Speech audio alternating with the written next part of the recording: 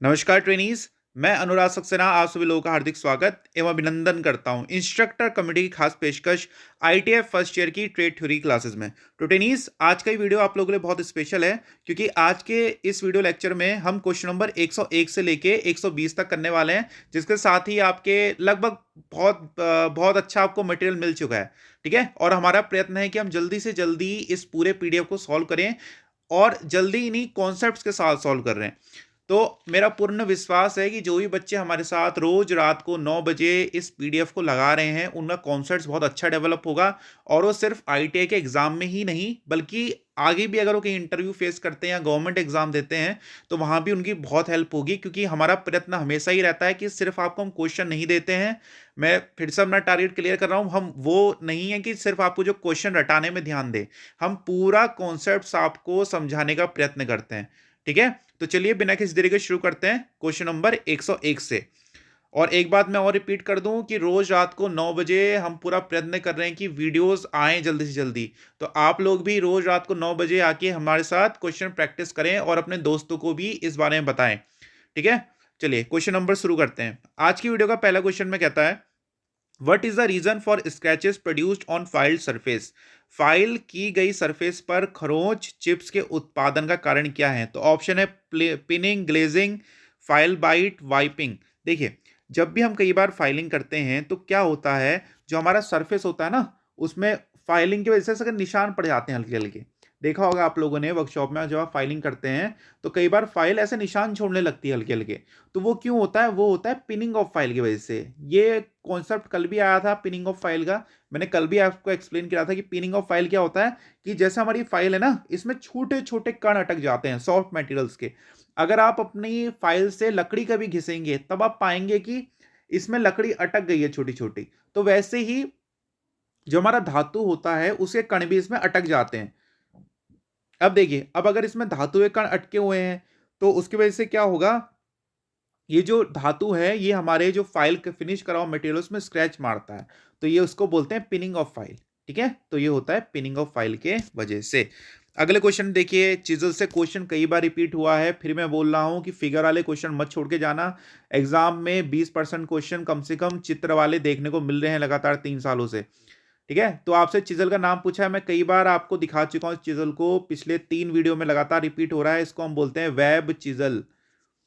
Option B is the right answer. कहां पे use होता है? जहां पे हम चेन ड्रिलिंग करते हैं तो उसको इस तरह से हटाने के लिए। चेन ड्रिलिंग क्या होती है? जैसे इसमें की है, एक के बाद एक ड्रिलिंग जो करी है चेन टाइप की, इसको चेन ड्रिलिंग बोलते हैं। और चेन ड्रिलिंग से अगर आपको मटेरियल काटना है तब आपको इस चिजल की उपयोग होगी। चिजल मतलब छेनी, इस छेनी को बोलते हैं वेब चिजल। अगले क्वेश्चन में बोलता है, why slide convexity is given on the face of hammer. क्यों हथौड़े के चेहरे पर थोड़ी उत्तलता दी जाती है? जैसा हमारा ये देख लीजिए हैमर है।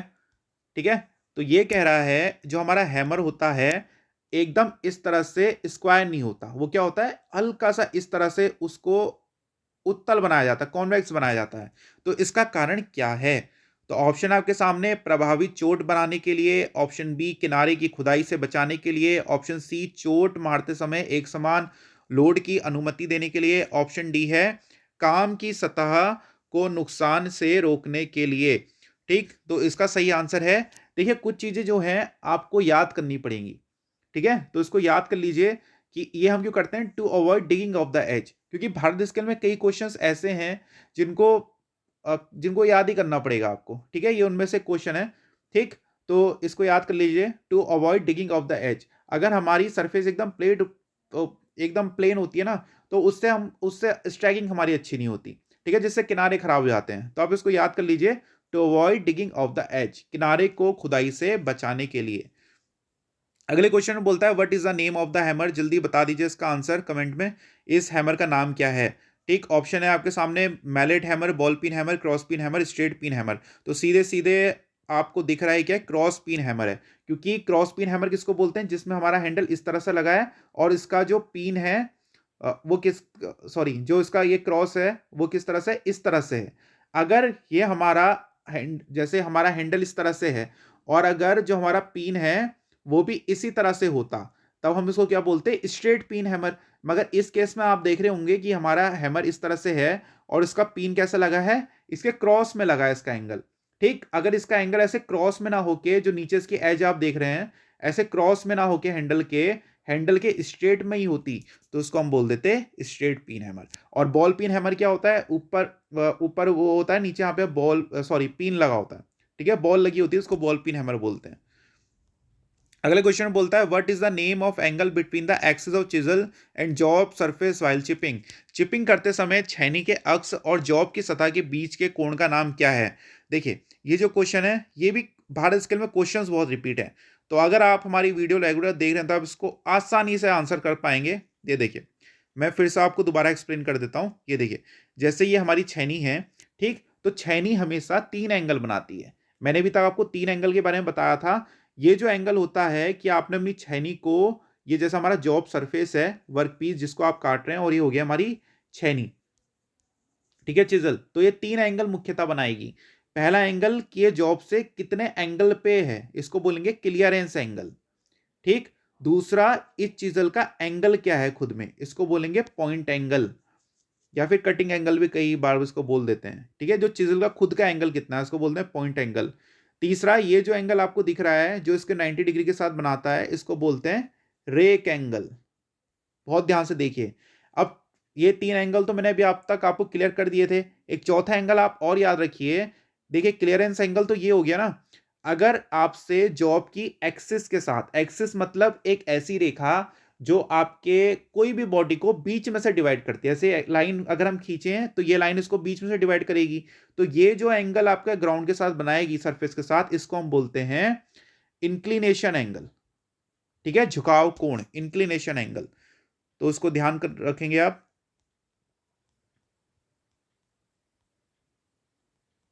ठीक है। तो ये हो जाएगा हमारा एंगल ऑफ इंक्लिनेशन, ठीक। चिपिंग करते समय छेनी के अक्ष और जॉब की सतह के बीच जो कोण बनता है उसको बोलते हैं एंगल ऑफ इंक्लिनेशन।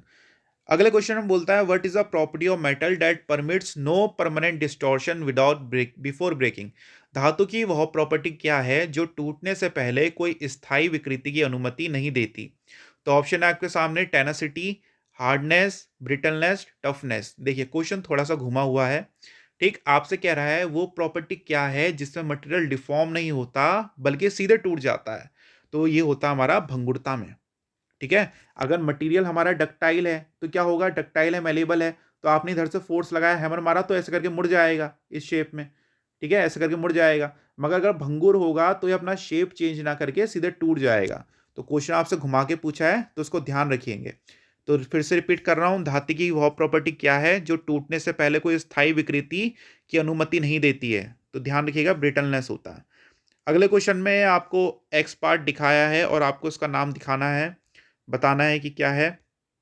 तो ये हमारा है डेप्थ माइक्रोमीटर, ठीक है। इसकी मदद से कहीं पे जब हमारे छेद वगैरह होते हैं, होल होते हैं, तो कितनी गहराई के हैं, डेप्थ माइक्रोमीटर से मापते हैं एकदम एक्यूरेट। तो उसके कुछ पार्ट्स होते हैं इस तरह के, जैसे इसको स्टॉक कहते हैं, ये आपका लॉक हो गया, ये ग्रेजुएटेड स्लीव हो गई। एक बार नज़र मान लीजिए, ये हमारा थिम्बल हो गया, ये कैप हो गया, ठीक है। एक क्वेश्चन आपसे पूछ रहा हूँ जिसका आंसर मैं वीडियो के लास्ट में दूंगा। ये जो डिज़ाइन आपको बना हुआ दिख रहा है ना इसमें, इस डिज़ाइन को क्या कहते हैं, ठीक है, इस डिज़ाइन को क्या कहते हैं। जल्दी से कमेंट में इसको आंसर कर दीजिए, इसका सही आंसर मैं वीडियो के लास्ट में दूंगा, ठीक। तो फिलहाल हमसे पूछा था ये वाला पार्ट, इसको बोल देंगे लॉक। तो lock is the right answer. तो 107 का हो गया, B option is right, lock. अगले क्वेश्चन में बोलता है why the hand taps are chamfered at the lead. आपने टैपिंग करी होगी, तो टैप जब आप चलाते हैं तो आपने देखा होगी टैप जो होते हैं ना अपने, उनके कितने थ्रेड्स आगे से टेढ़े बने हैं, टेपर में हैं, चैम्फर में हैं, उनके भरोसे जाने जाते हैं। तो आपसे पूछा है जो हमारे टैप्स होते हैं उनको हम आगे से टेढ़ा इस तरह से बनाते ही क्यों हैं। तो ऑप्शन आपके सामने अलाइनिंग के लिए, ऑप्शन बी फिनिशिंग के लिए, ऑप्शन सी स्ट्रेंथनिंग के लिए, ऑप्शन डी ग्रिपिंग के लिए।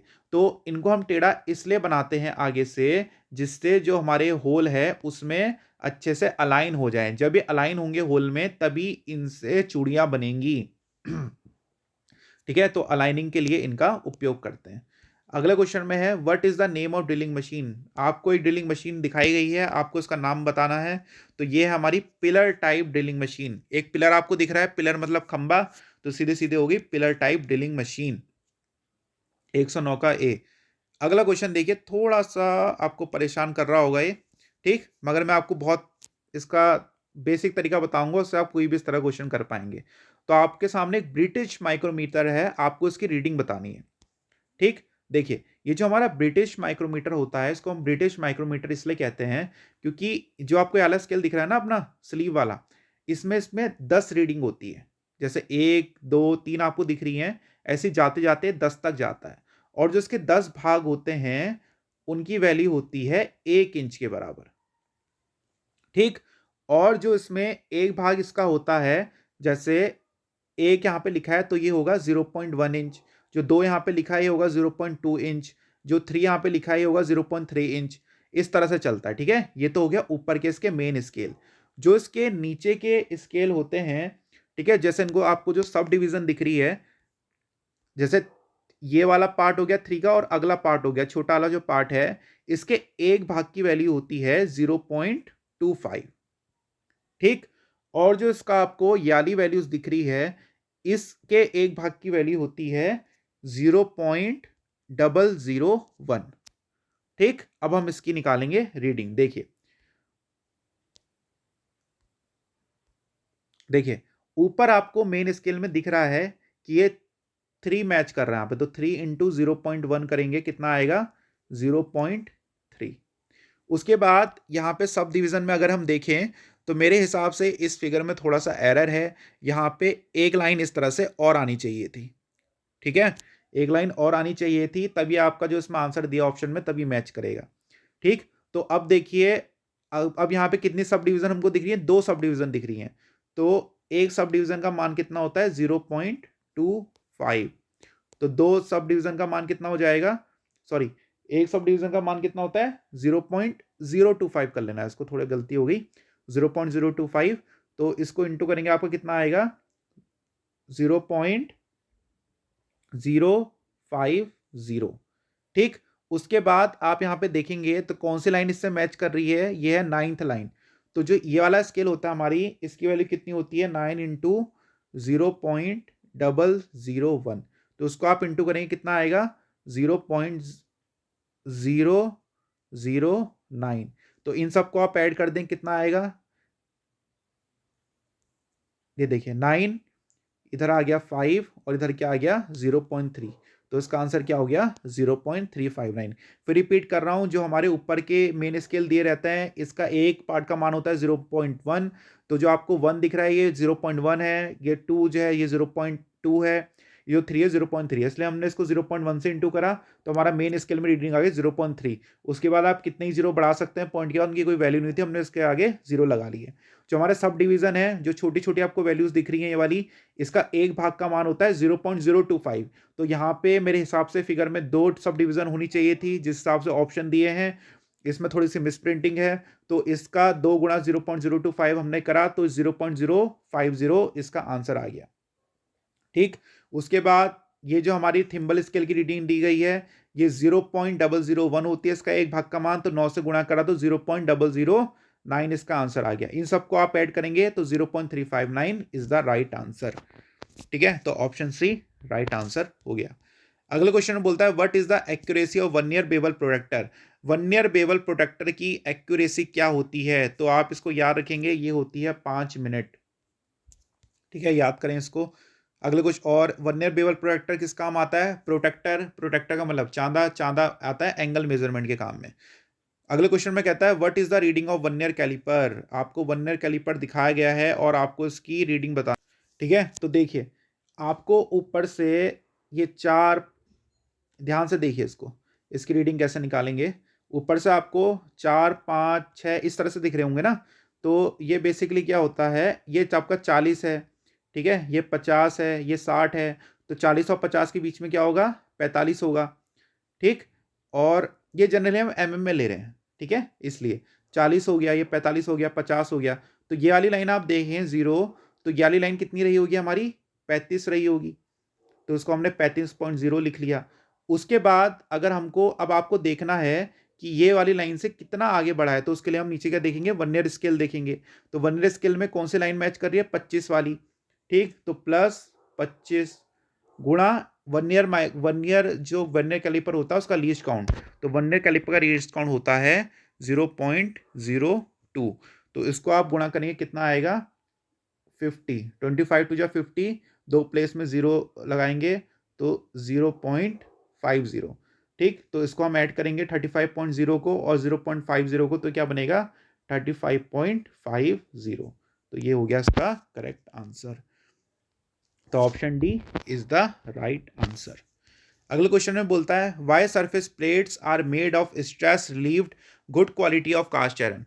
क्यों सतह प्लेटों को तनाव मुक्त अच्छी कास्ट आयरन स्टील से बनाया जाता है। देखिए, जो सरफेस प्लेट होती है उसमें क्या होता है, उसका मेन उद्देश्य होता है कि उसके ऊपर हम कोई भी चीज रख के मार्किंग आसानी से कर सकें। तो अगर उसमें स्ट्रेस हम अच्छे से रिलीव नहीं करेंगे, जब भी हम कोई चीज बनाते हैं ना, तो उसके अंदर स्ट्रेस आ जाता है। तो अगर हम उससे स्ट्रेस रिलीव नहीं करेंगे तो उसका वो मुड़ सकती है, समय के साथ वो क्या होगी, मुड़ जाएगी। तो उसकी वजह से क्या होगी, उसकी फ्लैटनेस खराब हो जाती है। इसीलिए हम उसके विकृति को रोकने के लिए, उसका डिस्टॉर्शन रोकने के लिए क्या करते हैं, सरफेस प्लेट से स्ट्रेस को रिलीव करते हैं। तो option C is the right answer, to prevent distortion, विकृति को रोकने के लिए। अगले क्वेश्चन में बोलता है what is the main advantage of adjustable parallel block. ये क्वेश्चन कल भी रिपीट हुआ था। ठीक है, समयायोज्य समानांतर ब्लॉक एडजस्टेबल पैरेलल ब्लॉक का मुख्य लाभ क्या है। तो पहले आपको मैं दिखा देता हूं कौन सा क्वेश्चन था। क्वेश्चन नंबर 75 हमने डिस्कस करा था। ठीक है, तो ये हमारा एडजस्टेबल पैरेलल ब्लॉक है। आपको पूछा गया है कि इसका उपयोग क्या होता है।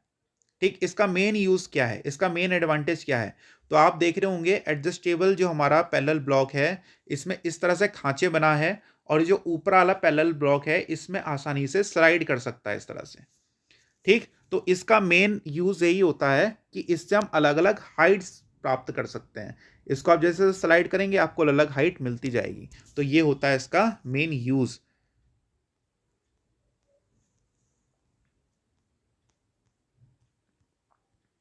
ठीक है, तो 114 का डी, विभिन्न ऊंचाई निर्धारित करने के लिए हम एडजस्टेबल प्लेट बॉक्स का यूज करते हैं to set different height.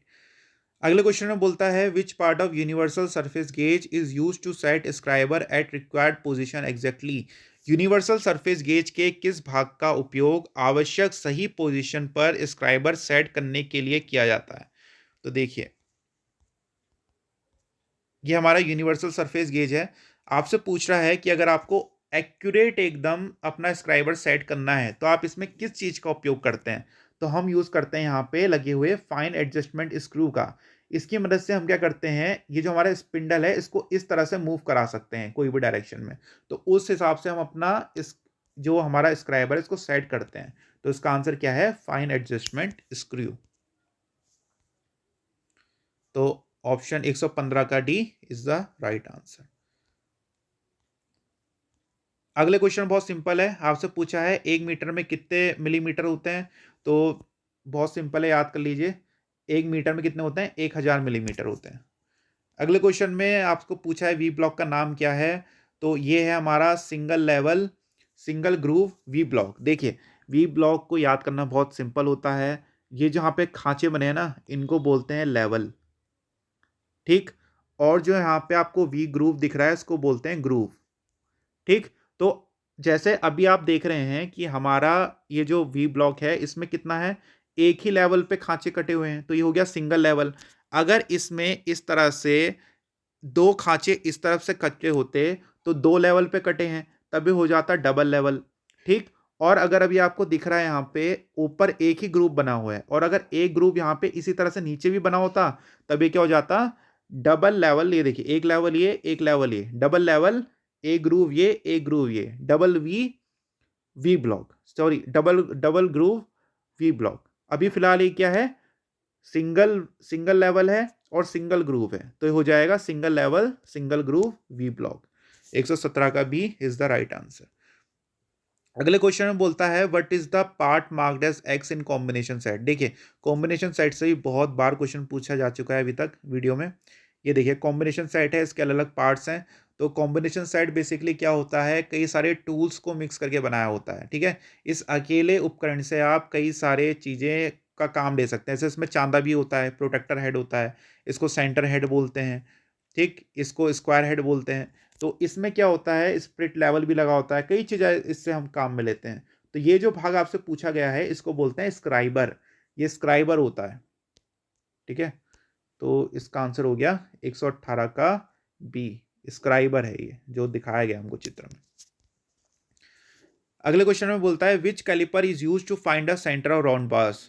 Round bar के केंद्र को खोजने के लिए किस कैलिपर का उपयोग किया जाता है? ऑप्शन आपके सामने, inside caliper, jenny caliper, vernier caliper या फिर आउटसाइड कैलिपर। जब एक कैलिपर का पहला क्वेश्चन ही आया था तभी मैंने आपको बताया था कि सबसे ज्यादा जो पूछा जाने वाला कैलिपर है वो है हमारा जेनी कैलिपर। अभी तक आपको आउटसाइड कैलिपर का एक भी क्वेश्चन नहीं दिखा, इनसाइड कैलिपर का एक भी क्वेश्चन नहीं दिखा, मगर जेनी कैलिपर से लगातार 2 या 3 क्वेश्चन आ गए हैं पीडीएफ में। ठीक है, तो ये क्वेश्चन भी रिपीट है। तो जो हमारा जेनी कैलिपर होता है इस तरह से सेंटर निकालने के काम आता है राउंड बार्स का। तो जेनी कैलिपर से आपको एक नया क्वेश्चन देखने को मिल सकता है क्योंकि कई बार रिपीट है इसका क्वेश्चन। ठीक, तो राउंड बार के केंद्रों को खोजने के लिए हम जेनी कैलिपर का यूज करते हैं, जिसका दूसरा नाम क्या होता है? हर्माफ्रोडाइट कैलिपर भी जिसको बोला जाता है। देखिए अगला क्वेश्चन बहुत सिंपल है फिर से। What is the name of angle marked A in chisel? जो आपको अल्फा या फिर ए करके दिखाया गया है ये एंगल कौन सा है? तो मैंने आपको कई बार बता चुका हूं, ये होता है हमारा क्लियरेंस एंगल। अल्फा जो आपको दिखा रहा है, जो बीटा आपको दिखा रहा है ये होता है हमारा पॉइंट एंगल, और जो गामा आपको दिखा रहा है ये होता है हमारा रेक एंगल। और ये वाला जो आपको बड़ा सा एंगल दिख रहा है एक्सिस के साथ, इसको बोलते हैं एंगल ऑफ इंक्लिनेशन। ठीक, तो अल्फा हमारा, अल्फा या फिर ए जो भी आप इसको बोलें, तो ये हो गया हमारा क्लियरेंस एंगल। तो ये थे आज के हमारे 20 क्वेश्चंस। आई होप आपको बहुत मजा आया होगा हमारे साथ आज के क्वेश्चंस करने में। इसी तरह के और भी क्वेश्चंस हम जल्दी से जल्दी पूरा पीडीएफ रोज एक वीडियो रात के 9 बजे अपडेट करते रहेंगे। आप अपने दोस्तों के साथ हमारी वीडियो इसी तरह शेयर करते रहिए, हमारे साथ बने रहिए। अगर आज की आपको हमारी वीडियो पसंद आई हो तो हमारी वीडियो को लाइक करिए, हमारे चैनल को सब्सक्राइब करिए। आज की हमारी वीडियो देखने के लिए बहुत बहुत धन्यवाद।